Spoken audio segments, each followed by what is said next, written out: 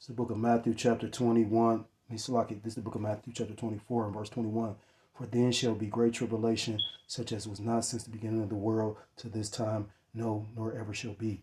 I'm going to start off by giving all praise, all honor, and all glory to Koholoyim La Yahweh, Ba'ashim Yahushai, Ba'ashim Kodash. Double honors to the elders and to the apostles that taught me this truth.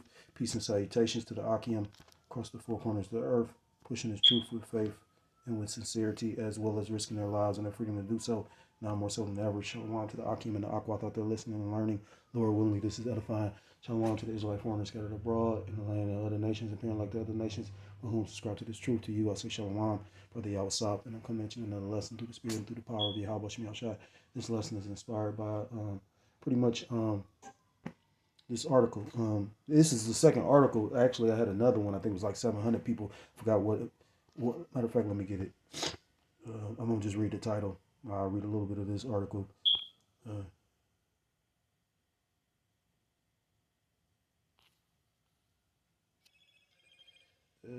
Salaki.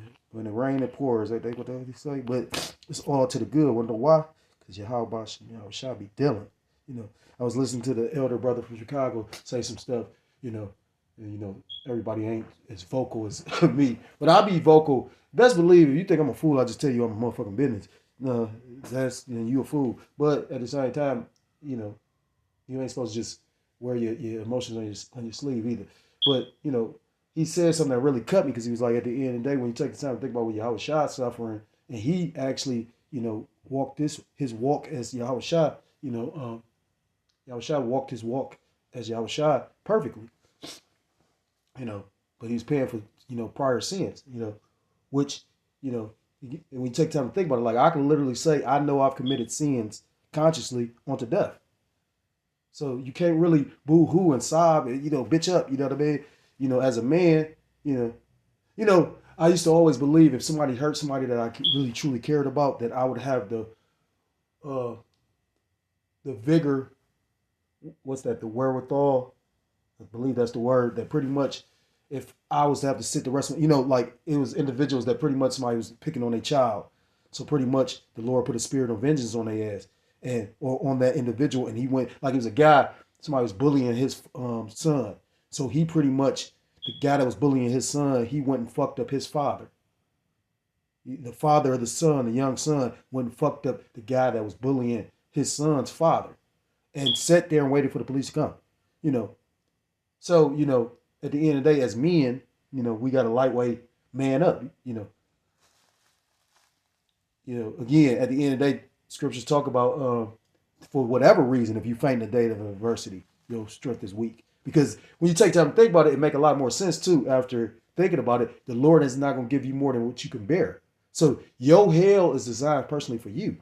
And we all about the spirits of hell, because we all about to miss meals. We all about to watch our loved ones suffer. We all lightweight. I remember brother got offended at me because what we going through now, I saw like years ago.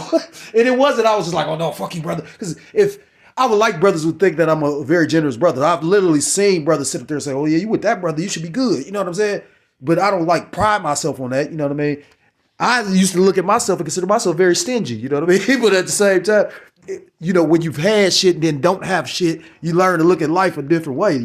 I realize I can't keep none of this shit. So, but we all about to really suffer, but let's suffer for righteousness' sake. That ain't even the one. I'm halfway asleep over here. I was gonna do it on a whole totally different lesson, but there's so much shit going on, and I gotta get a lesson in. I ain't gonna feel right. I just saw the damn article too. Ain't that about him? I am tired, and the Lord don't give no two titties about none of that.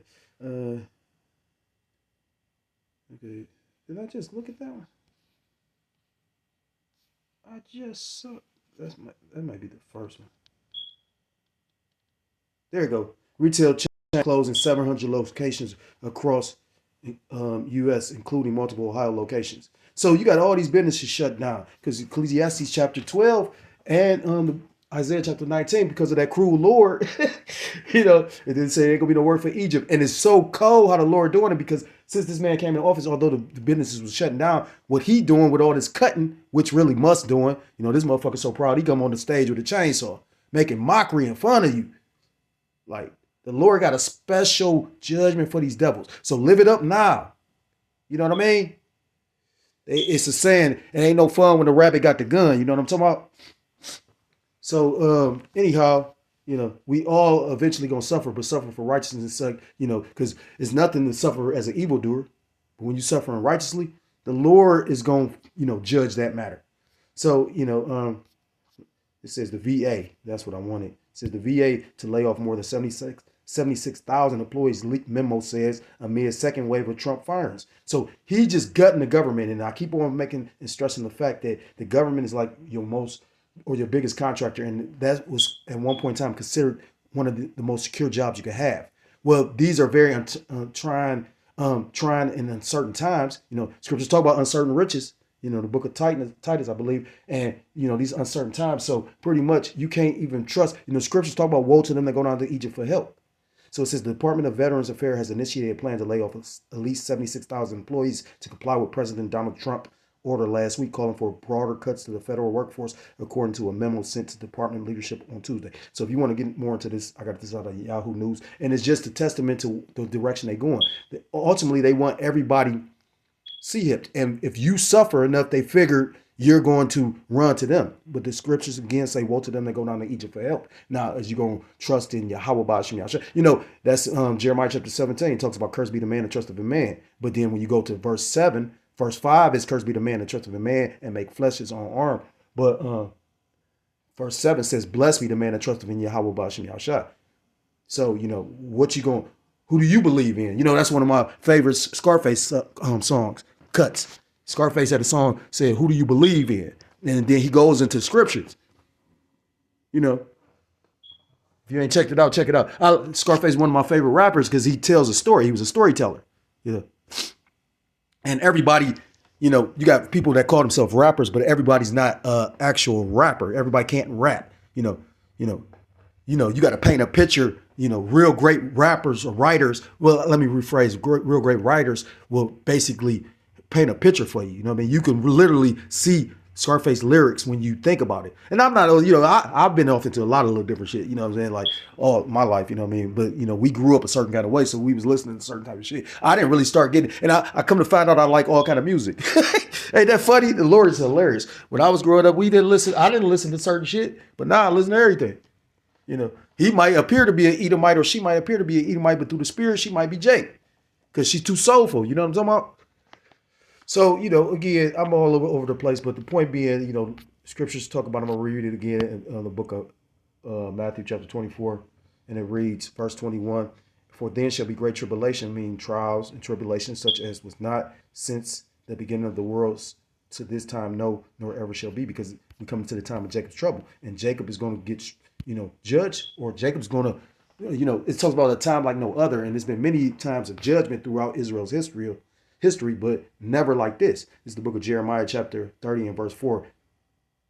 And these are the words that the Lord Yahweh Ba'ashem Yahshua, and these are the words that the Lord Yahweh Ba'ashem Yahshua spake concerning Israel and concerning Judah. For thus saith the Lord Yahweh Ba'ashem Yahshua, we have heard a voice of trembling, of fear, and not of peace. And you can see the countenance of a lot of people, even these tough guys, even these thugs. You're going to have individuals like the elder said, these super tough thug homo thugs. I wasn't gonna say it. I heard that they said the Pegasus, and I didn't know it was that deep. But I'm not surprised. You know what I mean? The wickedness of Israel runs deep. You know what I'm saying? And more shit gonna get exposed because again, we just in the time. This is just the beginning of the Passover. It's cold because I heard how the beloved elder apostle, basically threw out a prayer talking about and exposed these homo thugs that acting like down low, Jake, and did it come out with him? Yeah, but that dude, how many more of it? How many more spirits like that is within the camps? Time will tell. I can't never say that I would suspect any brother that I was around into anything like that. I mean, again, just because I don't agree with something doesn't mean that it was wicked or it was unlawful. Scriptures talk about everything that's lawful is an expedient. So it could be something lawful, but you got to have the discernment to say, well, damn, maybe this ain't the appropriate time for this. It ain't nothing wrong with having 12 women because that's lawful. But this ain't the proper time to try to have 12 fucking women. You know what I'm saying? These women, some of these women's going to buck up all the way to the fucking missile come. And I just clearly see that. It's going to take great suffering for everybody to get in order. Flat out. You know, again, in the time of their affliction, that's when they go want to pretty much come back to Yahweh. And I said that earlier. This is the second time I'm doing this video, by the way. For thus saith the Lord Yahweh Ba'ashem Yahushua, we have heard a voice of trembling, of fear, and not of peace. You know, because the scriptures talk about the time for peace and the time of war. And we're in time of war, calamity, perilous times, all that. Verse 6, ask ye now and see whether a man doth travail with child. Wherefore do I see every man with his hands on his loins as a woman in travail, and all faces are turned into paleness. Makes you think of the cartoons when, you know, they see a ghost or see something that terrifies them and their face just turns stark raven white.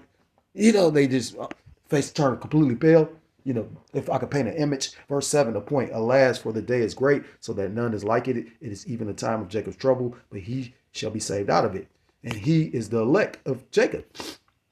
Daniel chapter 12 and verse 1, it reads, and at that time shall Michael stand up. And this is all talking about the same times, but these different prophets basically speaking on it.